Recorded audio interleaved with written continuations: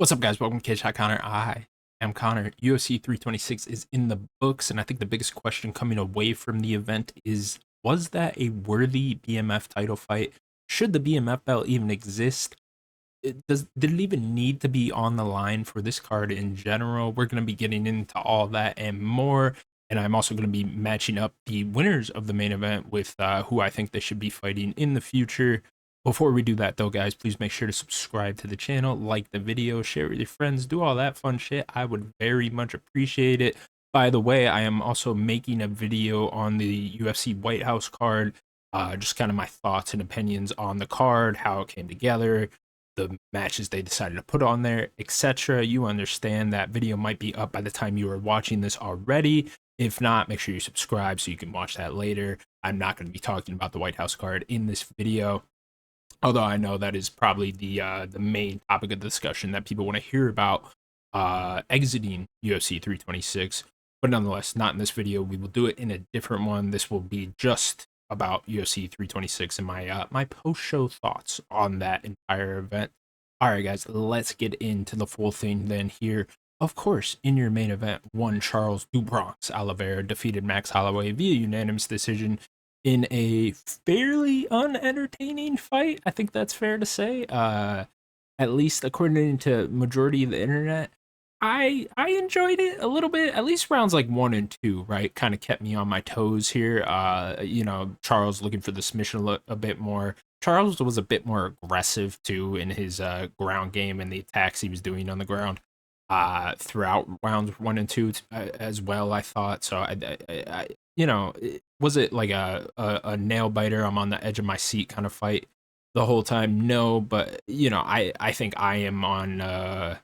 I found it a bit more entertaining than majority of the internet did. But nonetheless, if you want to call this a boring fight, a bad fight, I think that's totally fair and totally understandable. Of course, this was a rematch from a fight that happened back in 2015 between Max Holloway and Charles Oliveira so long ago, back in was it 2015? Might have been 2014 even. I'm not even entirely sure. It was that long ago. When these two were young bucks, they fought long ago, somewhere in South America, somewhere in Brazil. I forget what city it was exactly. And that fight, of course, ended due to injury very quickly. I believe it only got 90 seconds in. Max Holloway won due to Charles Oliveira having some weird neck injury, in which he says he's still not even entirely sure what happened in that fight. Fast forward about 11 years, and here we are for the rematch.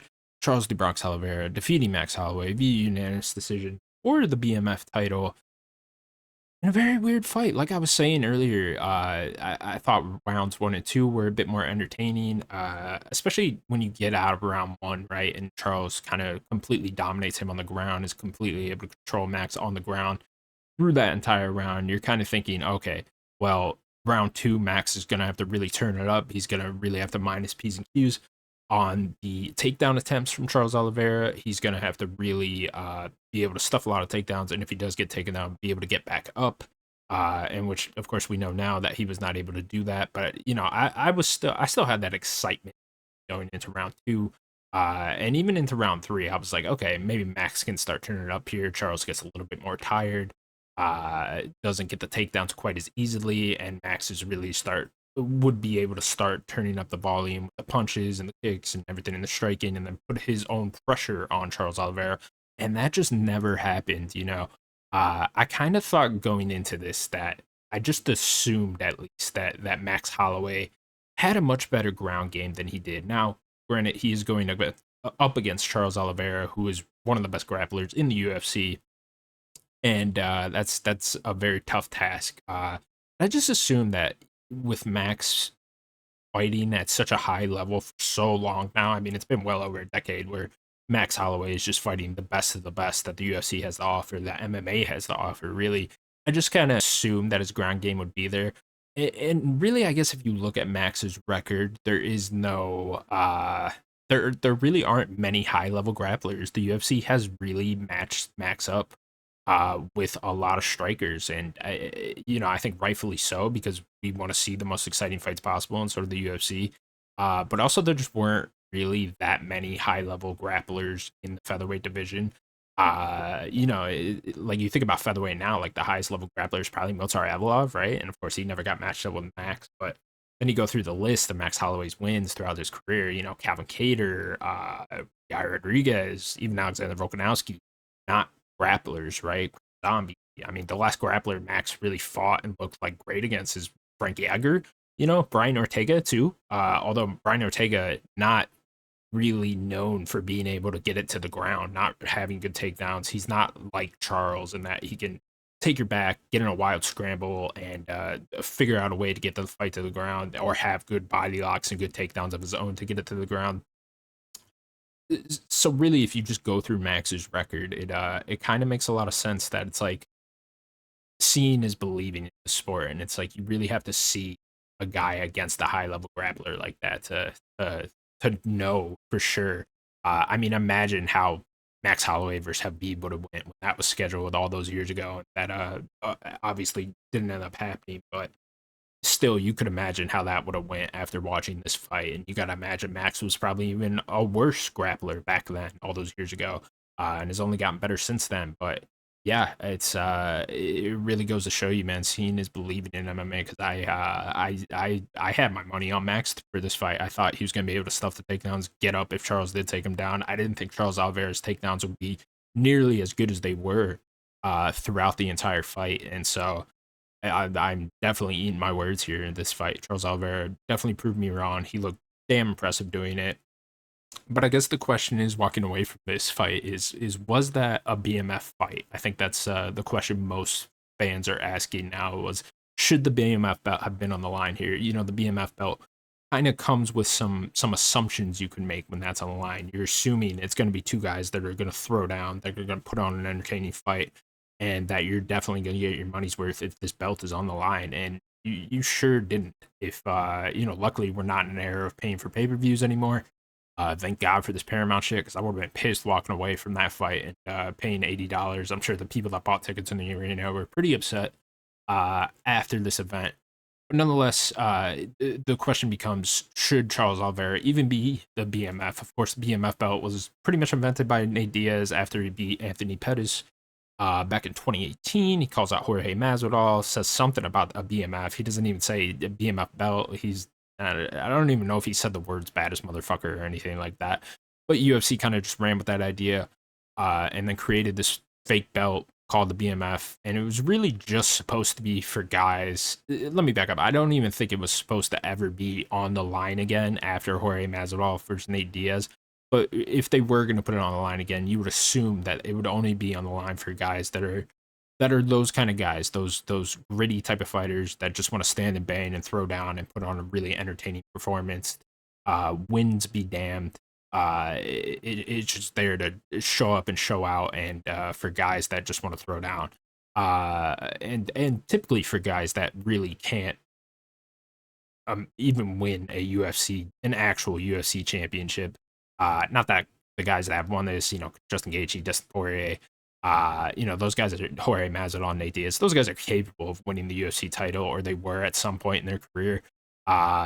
Just given the guys that were champions at that point, they never did go on to become actual UFC champions. And then of course Justin Gaethje defeated Dustin Poirier for the BMF belt back in 2023, in which they brought the BMF belt back for that fight. Then we all know the story. UFC 300, it's on the line again. Max Holloway knocks out Justin Gaethje in the final second of that fight. And then Max Holloway defeats Dustin Poirier, defending his BMF championship. And so now we're kind of here defending his BMF championship back in July of last year against Dustin Poirier, of course, in Louisiana.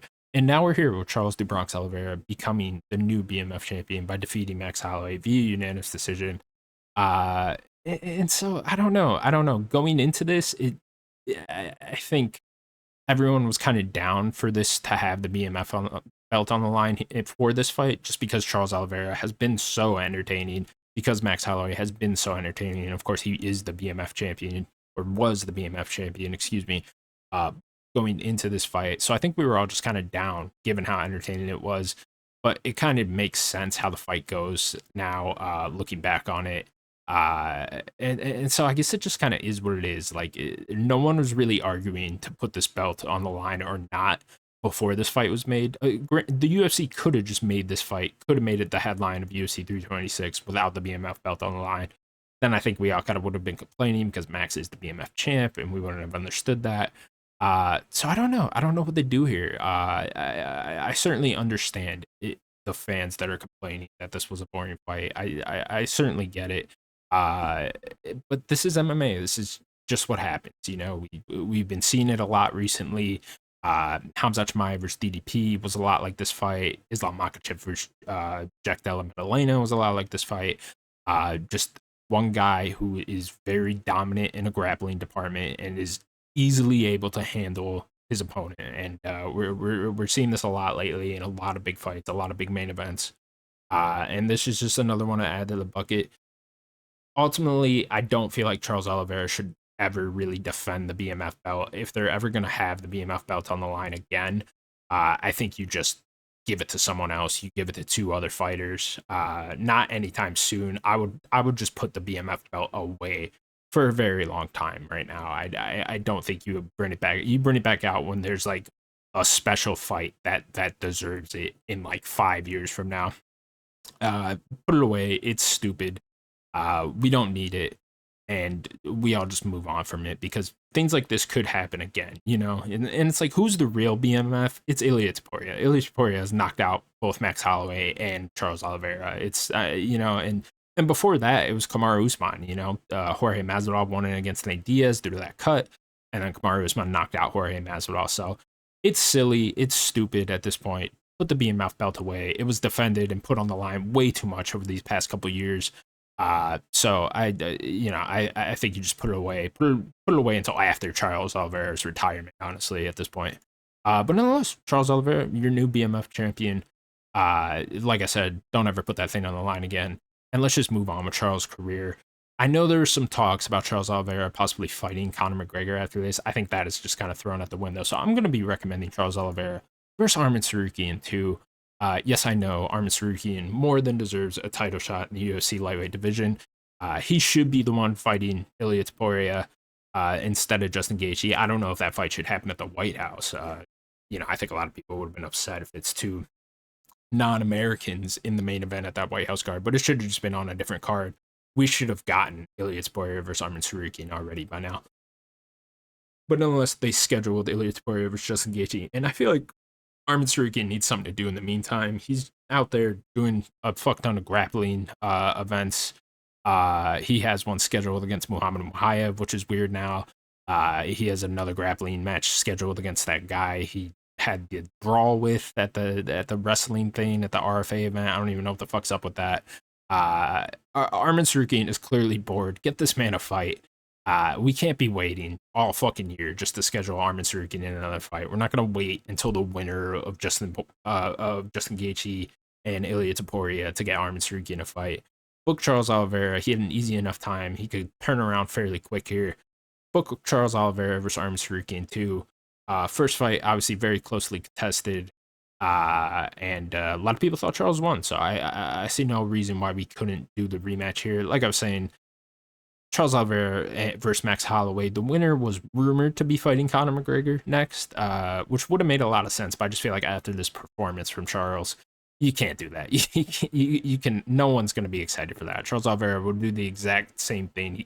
Probably even worse. He would more than likely submit Conor McGregor. So if I'm McGregor's management, I'm like, fuck no, we ain't going anywhere near that fight because he would lose fairly quickly, in my opinion, or it would just end up looking exactly how UFC 326 looked versus Max Holloway. So I see no reason why you would book this. There's tons of other fights out there for Conor McGregor. No need to do that.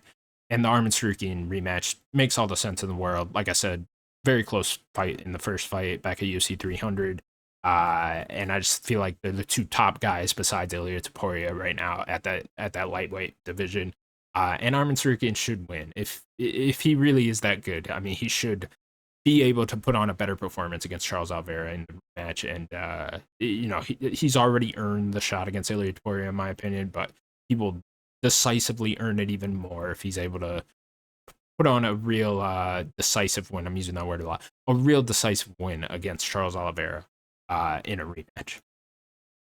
In your, oh no, I actually want to talk about Max Holloway. Max Holloway, what do you want to do next for him? Tough loss, but I feel like you can bounce back here with a win over a big name. I was gonna do Michael Chandler, but Michael Chandler's now, of course, scheduled to fight Mauricio Rufy on that Right House card. So let's do Max Holloway versus Paddy Pimblett. Why not? Big name, big fight. I feel like a good bounce back fight for Paddy Pimblett as well. I kind of want Paddy Pimblett versus Dan Hooker still, so I wouldn't be mad if the UFC went that direction. I wouldn't even be mad if the UFC went Max Holloway, Dan Hooker next. That'd be a fun fight as well. There's a lot you can do with Max, and with him just staying at this lightweight division now, and he's still somewhat of a fresh face at lightweight. He's still somewhat new at lightweight. Hasn't really fought a lot of the big names at lightweight besides Justin Gaethje and Dustin Poirier, and now Charles, and all of those were fucking rematches except Justin Gaethje. Let's see Max Holloway against some of these younger guys at the lightweight division. You know, BSD make a lot of sense too. I thought about putting that one here, but I feel like Max Holloway versus Paddy Pimblett, you could headline a numbered event with that. And I feel like a good bounce back fight for Paddy Pimblett and also a good bounce back fight for Max Holloway. And plus, I think the UFC is going to want to keep pushing Paddy Pimblett quite a bit here. That Ilia Topuria versus Paddy Pimblett fight is still out there. Like, you could imagine a world where Ilia Topuria is able to beat Justin Gaethje. Well, I clearly think he's going to beat Justin Gaethje. But then you could also see a world where Ilia Topuria is able to beat Arman Tsarukyan after that. And then the Paddy Pimblett fight is still right there. You're gonna want to keep Ilia Topuria busy, especially after this White House event. Ilia Topuria is going to be one of the biggest stars, if not the biggest stars in MMA. And the Paddy Pimblett fight is still a big fight. It's still a hype fight. So if Paddy Pimblett is able to get past Max Holloway, I mean, Ilia Topuria versus Paddy Pimblett would still be right there. So I think you book this. You hope Paddy Pimblett. If you're the UFC, you hope Paddy Pimblett wins. You know, judging by Max Holloway's grappling ability, not impossible to think that Paddy Pimblett's able to take him down. I mean, think about it like this: Michael Chandler looked better against Charles Oliveira than Max Holloway did last night against Charles Oliveira in their rematch back in November of 24. So, you know, I don't know that something to think about there. Like, could Paddy Pimblett actually beat Max Holloway? I would have said fuck no before last night, but with seeing how bad Max Holloway's grappling actually is, you know, give Paddy a chance there. In your co-main event, Kyle Braulio defeated Reiner de Ritter via unanimous decision. Uh, Again, a pretty lackluster fight here. Kyle Braulio looking pretty good in the first round. You can tell he's been training a lot with Carlos Prates. He's kind of adapted Carlos Prates' stance and his kind of striking style, keeping his hands down like that and really throwing big, heavy, long punches with keeping his hands down like that. And it worked out for him pretty well in this fight. He was able to clearly win the first round, in my opinion. Second round, Reiner de Ritter was turning it up a bit more, was able to land a lot more strikes, was able to put on some pressure of his own. And then I don't know what happened to RDR in the third round, but he came out looking like a completely different fighter. Really didn't put his foot on the gas much at all. It seemed like Kyle Braulio was the one to turn it up in the third round, and that won him the fight. Like I said, not the best fight in the world, but is what it is at this point. For Kyle Braulio next, I'm going to suggest the winner of Israel Adesanya and Joe Pyfer. So whoever wins this one, this fight goes down on March 28th, I believe. So we're a little over 3 weeks from that, 2 weeks, whatever. And I think the winner of that would be a great matchup for him, especially if it's Joe Pyfer. Kyle Braulio versus Joe Pyfer, headlining a fight night. That sounds really exciting to me. If Izzy ends up winning that one, I think the UFC will probably go a different direction with Izzy. Probably, I don't know, if Izzy ends up winning that and kind of has a resurgence here. I think the UFC is gonna try their best to give Izzy a favorable matchup, to make Hamzat versus Izzy happen at some point. If Hamzat is gonna stay at middleweight, who the fuck knows what's going on with Hamzat? I'm getting way ahead of myself, but it doesn't. You know, I think the UFC would like to see Hamzat versus Izzy at some point, just to put Hamzat over before Izzy officially retires. And yeah, so Kyle Braulio, Joe Pyfer would probably be the one. I am kind of picking Joe Pyfer in that fight, but we'll get there when we get there, and I'll do a breakdown on that the week of that fight. But nonetheless, yeah, the winner of this fight is who I am picking next for Kyle Braulio. In your next fight, Raul Rosas Jr. defeated Rob Font via unanimous decision. This was a way worse fight to me than Max Holloway versus Charles Oliveira 2 was. Uh, Raul Rosas Jr., man, it's like mad respect to the kid, 21 years old, ranked in one of the, is now going to be ranked in one of the hardest divisions in the UFC. But let's be real, this was a pretty favorable matchup for him that the UFC was giving him. They knew what they were doing here. Rob Font, while still being a top 15 fighter in that UFC bantamweight division, Is clearly out the door. He's 38 years old now, and just hasn't been looking good. Hasn't been looking like himself as of late, and this was the outcome. Raul Rosas Jr. able to use his dominant grappling and really just throw no offense towards Rob Font whatsoever. Really kind of just held on to him for the entirety of that fight. And so, yeah, pretty terrible fight. Uh, but like I was saying, good on the kid. He's 21 years old, and he's now ranked in this division. Did what he had to do to win the fight. It's just we got to see some activity on him on the ground. He's gotta start throwing punches when he's down there. Start getting in a dominant position. He's really got to tighten up his striking because it looks okay, but it's not great. 21 years old, so he has all the time in the world. I know this kid keeps saying that he wants to retire by 25. That ain't happening. I don't think he's gonna be anywhere near the belt by the time he's 25. Um, I guess maybe in 4 years' time, who knows? I mean, he's so young, he can improve overnight just so much. So, yeah, I don't want to reward him with someone in the top 10. I know he's calling out someone in the top 10. He wants to be the youngest champion ever. He's got a couple years to do it here. The UFC will probably give him someone in the top 10, but if I'm them, I'm like, I don't reward this performance at all. Just wasn't shown enough aggression in that fight for me to be like, yeah, kid, go get a top 10 opponent and we'll get you closer and closer to the title. I'm gonna suggest for Raul Rosas Jr. next, Bryce Mitchell. I think Bryce Mitchell is currently right outside of the UFC bantamweight rankings. I think Tapology has him at like 20 or something like that. So send Rojas Jr. out of the rankings for another fight, but give him a bigger name, and then someone that can also match him in the grappling department in Bryce Mitchell. I'd like to see how that ends up going, and someone who's also fairly bad on the feet. I can't think of a better word. Just not great on the feet in Bryce Mitchell. It'll probably end up being a very sloppy kickboxing match if I had to imagine. And let's just see how Rojas Jr. is able to handle that before we skyrocket him into someone in the top 10. It's like I can see where they match Rojas up with like Figgy or something like that, which is a pretty bad matchup for Figgy, fighting another big 135er who's just going to use a ton of wrestling and use his size and strength on you again. But so hopefully the UFC doesn't end up booking that one, and you book this one because put it on the Noche card for this year or whatever. That's probably the next time Rouse Jr. fight. I don't know if Bryce Mitchell is going to want to get one in before then, but be a good call out for him. There's just so many guys that I think beat Rojas Jr. They just need to have a little bit better grappling than Rob Font does. In your next fight, Drew Dober defeated Michael Johnson via KO round 2. Called this one, had a bet on this exactly, had a bet on Dober KO round 2. So I was fairly happy when this one actually came to fruition. Something weird happened with the betting lines on this one. The day of the fight, they moved into Dober's favor a fuck ton just hours before this fight actually happened. So something weird was going on there. But I don't think Michael Johnson took a dive and got brutally knocked it out for a little bit of money. Maybe he did. Maybe they planned this. Who knows? That's a hell of a thing to be able to plan.